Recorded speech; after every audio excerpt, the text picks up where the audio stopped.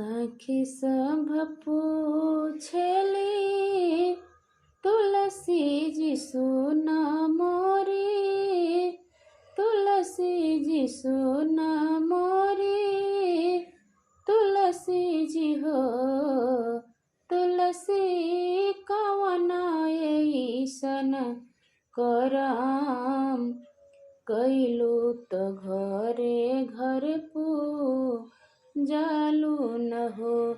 ए तुलसी कवन ऐसन करम कैलू त घरे घर जालू न हो। हंसी के कहेली तुलसी सुना हो मोरी, सखिया सुना हो मोरी, सखिया नु हो। सखिया नित्य उठे नारायण के, पूजली त जग में जाइला हो। सखिया नित्य उठे नारायण के, पूजली त जग में जाइला हो। सखी सब पूछली तुलसी जी सुना मोरी, तुलसी जी सुना मोरी, तुलसी जी हो तुलसी कवन ऐसन व्रत कैलू नारायण संग भी यह भइल हो। ये तुलसी कवन ऐसन व्रत कैलू नारायण संग भी यह भइल हो। एक तम भूखिला एकादशिया वरद, वादशिया वरद वादशी हो।